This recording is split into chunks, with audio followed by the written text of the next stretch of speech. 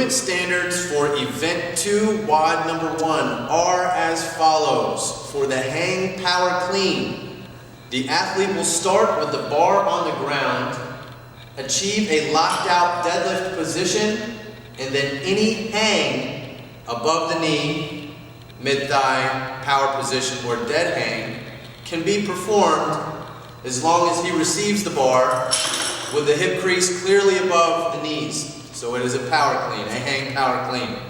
The elbows also must be clearly in front of the bar as well. The hips, knees, and ankles need to be fully extended. A no rep will be given if the elbows are clearly not in front of the bar, so I mean low elbows. The hip crease is not extended, or the hips are not extended, the knees are not extended, or if the athlete power cleans the bar from the ground. So, Lance will demonstrate a few good reps for a hang power clean.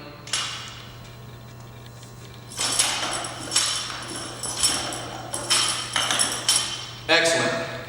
Now Lance will also demonstrate a few no reps for the power clean, hang power clean. Hips are not extended, elbows are low, and clearly a power clean straight from the ground. These will all count as no reps. Guys, make sure that you are adhering to the movement standards so that everybody across the board is being judged equally.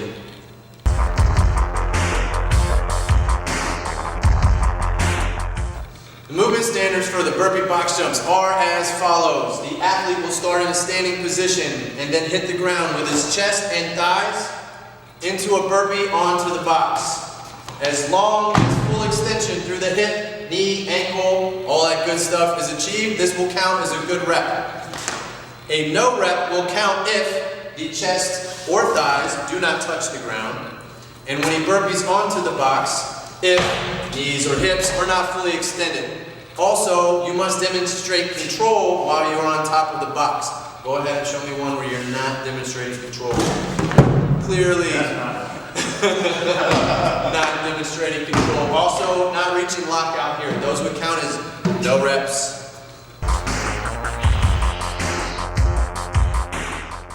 Alright guys, we're going to go over the movement standards for the thrusters.